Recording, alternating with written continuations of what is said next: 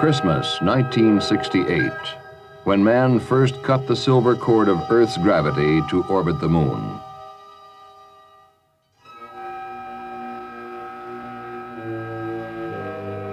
Saturn V had provided the power to take him there. The command and service modules had sustained him. But man cannot begin his mastery of the moon until he can land on its inhospitable surface and take off again. To do this, he needs the third basic piece of hardware, the lunar module. The lunar module is a new concept designed exclusively for use in the vacuum of space. A two-man taxi used as a shuttle between the lunar surface and the orbiting command module. But before men can use the lunar module as an operational lunar spacecraft, it must be tested in space, first in Earth orbit. This was the primary purpose of Apollo 9, the third manned Apollo mission. Jim McDivitt, Dave Scott, Rusty Schweickart, three men to qualify this new machine, to make ready for the moon.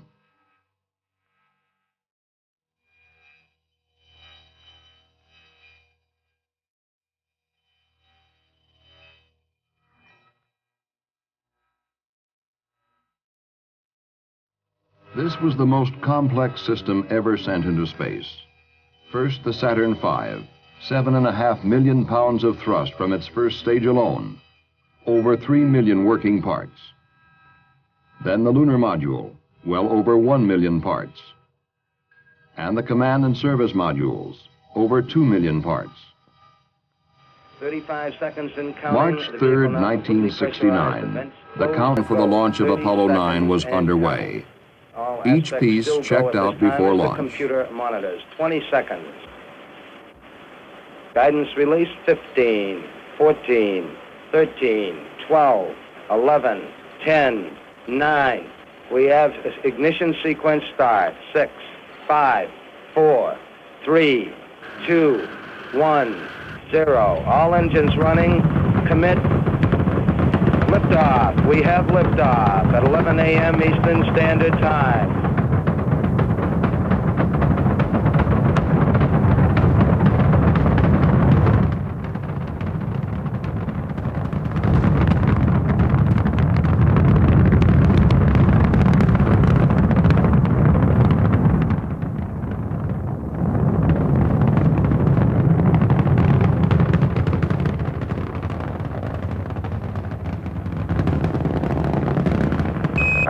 You are go all the way. Everything looks good. Roger. And Apollo 9 at 5 minutes. Everybody's happy as a clam here. Looking good. So are we. Very good. Once in orbit, the crew turned the command module around preparatory to the docking with the lunar module, which was still attached to the S-4B, the third stage of their launch vehicle. And this is Houston. Roger, it's out there, and we're turned around and proceeding with the station keeping and docking. Oh, tremendous, Apollo 9. Thank you.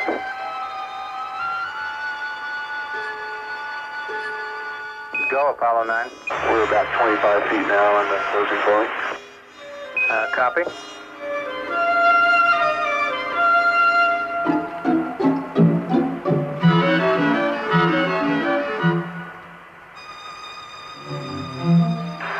Houston, we're hard dock. Apollo 9, understand hard dock. Good show. The next maneuver, to activate the springs which would eject the lunar module command module configuration from the S-4B. Apollo 9, you are go for ejection. Roger, go for ejection. Houston, Apollo 9. We've had a successful ejection, and we're presently separating very slowly from the S-4B. We've got them in sight out all the windows. Oh, sounds beautiful. Next, the S-4B engine would be ignited to send it away from Apollo 9, away from possible interference with their complex mission. Apollo 9, Houston. Looks like we're going to be right down his tailpipe. For ignition on the S-4B. It's on the way. It's just like a bright star disappearing in the distance. For the rest of the first and second days, Apollo 9 would fly in this configuration. 4 burns of the service propulsion system would optimize the orbit for the coming maneuvers. These burns could be roughly correlated to the mid-course corrections of a lunar mission. Then, on the third day, the crew cleared the tunnel connecting the command and lunar modules of the probe and drogue docking mechanism. This would open the tunnel for the transfer of McDivitt and Schweikert from the command module to the lunar module. Houston, just for info, tunnel clearing went pretty much according to plan. Apollo 9, Houston's reading you loud and clear. Roger, I know a little piece of info for you. The drogue looks as good as new. Roger, Apollo 9. With 2 spacecraft now in operation, new code names were introduced. The cone-shaped command module known as Gumdrop, the insect-like lunar module called Spider. Throughout the day, McDivitt and Schweikert would test every system of the lunar module. The major event of the day would be a burn of the lunar module descent engine. This engine, which will eventually be used for the actual lunar landing, would be under the manual control of Spacecraft Commander McDivitt for a large portion of the burn. Okay, there's ignition. Now, McDivitt put on a virtuoso performance, playing the throttle of the lunar module, each variation of thrust a note in a technological symphony. Starting the throttle. 40%. Go down to 10%. Coming back up to 40%. Coming back down to 25%. Back up again. Okay, coming up to 40%. Throttle profile is complete. Just let it sit there. The engine so necessary for the lunar landing had performed flawlessly. Another burn of the service module engine would complete the day. But first, McDivitt had a message. Okay, I've got to get something to eat. All I've had so far today is a little bag of fruit salad. I'm about to starve to death. Roger. It had been a busy time for the crew of Apollo 9, but it was only the beginning. The next day, McDivitt and Schweikert returned to the lunar module. This time, Schweikert opened the front hatch and stepped onto the front porch, the first all-up test in space of the Portable Life Support System, or PLSS, and the suit to be worn on the moon. Okay, Spider, gumdrop. The hatch is open. No sweat. Just swing, stick it on swing. Hey, I can see Rusty's foot. Can you see me wiggling my toes? Schweikert was attached to the lunar module only by a safety tether. With his own life support and communication systems, he was virtually an independent one-man spacecraft.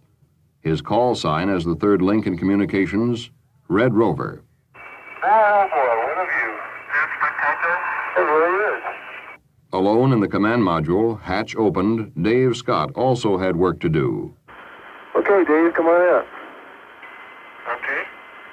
I'm going to let the camera run here. Taking pictures of everybody taking pictures. Yeah, you want to retrieve a sample? Right, that's a good idea. Now, both Scott and Schweikert were retrieving experimental thermal samples attached to the exteriors of the lunar and command modules. Because of Schweikert's upset stomach the previous day, his extravehicular transfer from the lunar module to the command module, to be used if the transfer tunnel were blocked, was curtailed. But the remaining EVA, which lasted for 37 minutes, demonstrated not only that an extravehicular transfer was possible, but gave a good workout to the spacesuit and life support system that will later be worn when exploring the surface of the moon. It had been another long, hard day, the first and only EVA scheduled for Apollo until the exploration of the lunar surface. But the next day was the biggest test of them all. With McDivitt and Schweikert in the lunar module, Scott alone in the command module, the 2 vehicles undocked.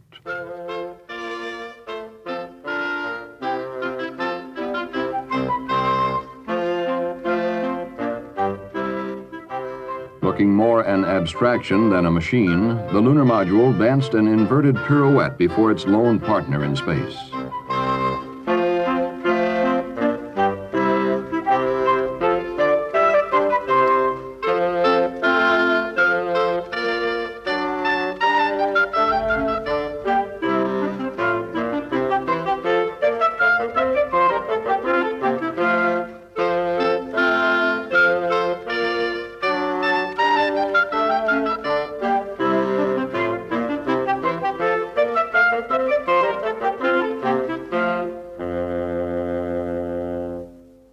firing its descent engine, the lunar module would pull away from the command module to a distance of about 100 miles.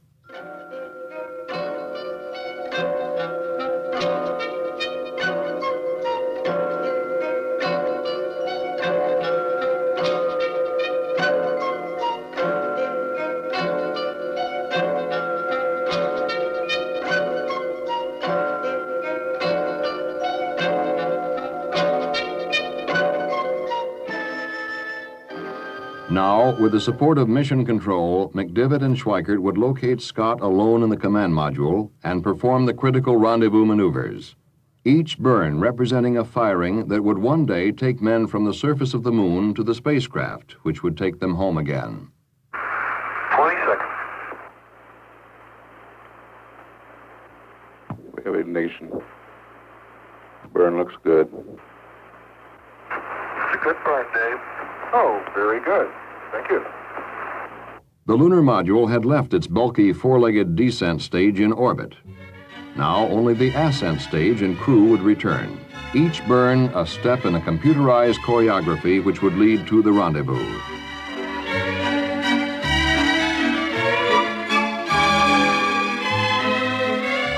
I see you out there coming in the sunlight. Great. You're the biggest blast-falling looking star I've ever seen. Okay, we're 5 feet per second, about 610 feet. Okay. But you're upside down again. Yeah, I was just thinking one of us isn't right side up.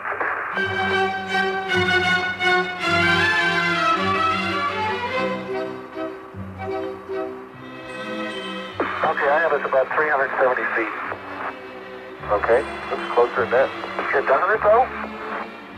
How does that sports car handle, Jim? Pretty nice. In order to dock, McDivitt needed to use a sighting device on the lunar module docking window. However, the brilliance of the sunlight made using the sight difficult. Alone in the command module, Scott helped talk McDivitt in. Well, you're coming fine. Just keep coming easy like that. It's going to go forward to your right a little bit, relative to your body. Well, it's translation, but I can't tell what my attitude is, Dave. If I don't see it, so there it is, there. Now you're coming in. Keep it coming. You're almost there. You're about there. I have capture. Very good. Okay. Why don't you take a break for a while? Man, when I take a break, I'm going to bed for 3 days. It had been a full 5 days, but the lunar module had checked out beyond expectations. In all aspects, it seemed ready for the moon. Now it was time to jettison the ascent stage of the lunar module to free the command module for the remainder of the mission. When a safe clearance had been established, the final test, the ascent engine of the lunar module was ignited to burn until its propellant ran out. The crew of Apollo 9 watched as their lunar module, now crewless, arced away from them. Hey, let's really move out. I hope I didn't forget anything on board it. You're sure a long ways away. For the last 5 days, the flight of Apollo 9 settled into a routine of picture-taking and observations, with an occasional burn to refine the orbit. But this routine was a look into the future, a future when manned orbiting space stations, operating in concert with unmanned scientific satellites, could examine the Earth from this vantage point. When cameras such as those on Apollo 9 will take multiple spectrum photographs from visible light through the infrared, locating hitherto untapped geological and biological resources. And perhaps even more important, when man can look at his world with a new perspective, quantitatively and qualitatively observe the results of his actions on the face of his world. For with the power man controls, he can change the nature of his planet. He can no longer think of unrelated occurrences. He must realize that he exists within the structure of Earth's planetary ecological system.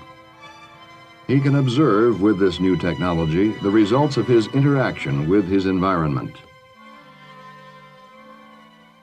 Water pollution on the coast of the United States. Air pollution of a major city. The results of damming a river, of irrigating a desert. But Apollo 9 was not an orbiting laboratory. It was the third manned mission of Apollo, and it was time to come down. The prime recovery area had been shifted several hundred miles because of weather conditions in the original recovery zone. With the appropriate changes made to its flight path, Apollo 9 made its final descent into the atmosphere. The crew took these pictures of the re-entry and opening of the parachutes.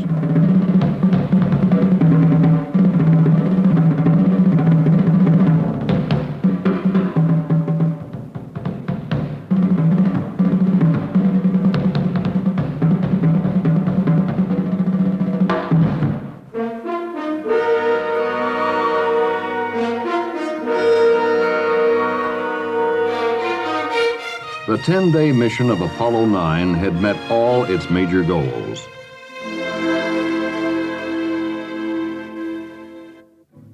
The ability to work and make a contingency transfer in the spacesuit and the PLSS had been proven. The capability of the lunar module to fulfill its vital role in the exploration of the moon had been established.